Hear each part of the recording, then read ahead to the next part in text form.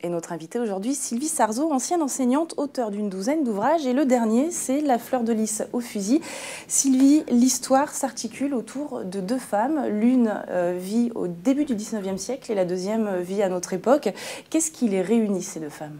Alors, tout d'abord, elles habitent toutes les deux à Musillac, à Bourg-Paul, précisément dans la même demeure.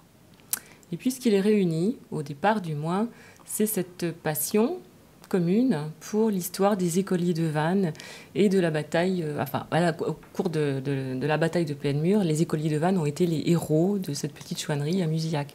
Donc cette passion autour de ces faits les réunit, mais après on s'apercevra qu'il y a quand même aussi d'autres éléments qui les réunissent au fil de l'histoire. Alors, vous me parlez du collège de Vannes. Quelle était la place de ce collège dans la chouannerie ?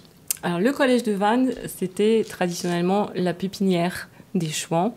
On sait que Cadoudal a étudié au collège de Vannes. Le collège de Vannes accueillait des jeunes gens issus des campagnes, majoritairement, qui se destinaient pour beaucoup à des carrières ecclésiastiques, voire éventuellement juridiques ou militaires. Et ces personnes étaient élevées dans une tradition bretonne, indépendance, œuvrer pour Dieu et le roi, c'était leur devise, la devise qu'ils portaient sur leur drapeau. Donc ils ont été fortement émus à l'arrivée, au retour de Napoléon, au retour de l'île d'Elbe en mars 1815 et ont décidé de rejoindre les armées chouanes. Et donc, alors, vous avez choisi d'écrire ce livre en parlant de... Il y a deux femmes qui racontent un peu c'est un peu un journal intime de chaque côté. Elles sont très proches alors qu'il y a 2 siècles qui les séparent. Comment vous avez réussi à retranscrire un petit peu les émotions de ces deux femmes qui sont en même temps proches mais très lointaines ? Elles sont très proches, effectivement, en ce qui concerne leur passion commune pour cette histoire et pour les écoliers.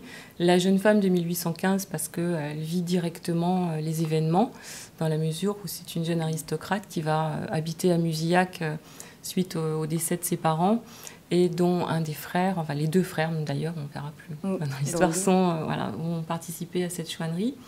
Et l'autre femme, la femme du XXIe siècle, simplement arrive à Musillac, s'intéresse à l'histoire locale et va essayer d'en savoir plus sur cette fameuse histoire des écoliers, parce qu'au début ça interpelle. Les écoliers de Vannes, on s'imagine assez facilement de tout jeunes gamins de 9-10 ans qui prendraient les fusils et partirait à l'assaut des Républicains. Puis bon, en réalité, c'est un petit peu plus nuancé. Ce sont des collégiens, effectivement, mais de 15 ans, voire des jeunes adultes.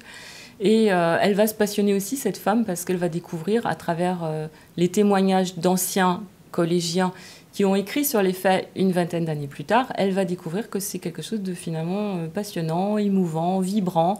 Puis tout ça va lui remuer les tripes et lui donner envie de plonger dans l'histoire. Alors, c'est un peu votre cas. C'est pas un roman autobiographique, vous y tenez. C'est pas un roman autobiographique, mais il y a certains côtés, c'est aussi votre histoire. Vous êtes arrivé à Musillac et vous avez trouvé cette maison. Donc, il y a quelques... Oui, il y a quelques points communs aussi, ce n'est pas autobiographique. Néanmoins, c'est vrai que cette histoire m'a passionnée. J'ai été vraiment émue par les livres de Bainvel et Riot, et en particulier par le livre de Riot. Il y a beaucoup de lyrisme là-dedans. C'est 2 collégiens qui... Oui, c'est ça. Ce sont deux ex-collégiens qui ont participé à la bataille et qui ont écrit 20 ans après. Et donc, alors, ce 10 juin 1815 a été assez violent. Qu'est-ce qui s'est passé ? Oui, ça a été très violent. Musillac était un point stratégique parce que les Chouans attendaient un ravitaillement des Anglais et le bateau devait accoster près de Musillac. Donc, évidemment, les camps adverses se sont précipités pour savoir qui arriverait le premier. Et à Musillac, il y avait 2 ponts et les Chouans ont pensé que les Républicains arriveraient par la voie principale. Puis en réalité, par un concours de circonstances, ce sont les écoliers qui se sont trouvés face aux Républicains parce qu'ils se sont, eux, postés à un autre endroit, un petit peu plus haut, sur ce qu'on appelle aujourd'hui la grée des Chouans, près du moulin de Pleine-Mur. Et ils ont dû faire face aux Républicains pendant 5 heures d'affilée. Donc c'est une très belle histoire qu'on retrouve dans La fleur de lys au fusil. Vous êtes membre du comité Histoire et Patrimoine de Musillac. Voilà. Il y a un événement demain soir, justement, sur ce bicentenaire. Nous célébrons le bicentenaire de la bataille de Musillac. Donc il y aura projection d'un film, parce qu'en 2002, un spectacle Son et Lumière a été... proposé aux habitants de Musillac, donc on reprojettera et on parlera de cette histoire, on posera des questions, on se posera des questions autour de cette histoire. Vous vous en posez encore des questions sur cette histoire après que vous êtes documenté comme vous l'avez fait? Oui, je m'en pose encore, tout le monde s'en pose encore, parce que l'histoire reste l'histoire. Je pense qu'il y a une grande part d'imaginaire, il y a un mythe collectif autour de cette histoire-là. Chateaubriand en a parlé, beaucoup de poètes en ont parlé aussi, même les Anglais Même le poète Wordsworth en a parlé, a écrit un poème à ce sujet.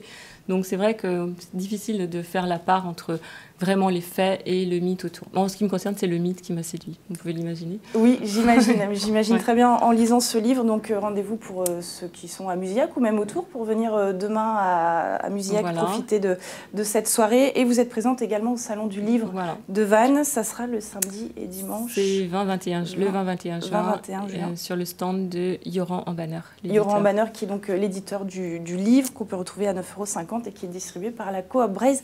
Merci beaucoup Sylvie Sarzeau. Tout de suite, on poursuit avec une idée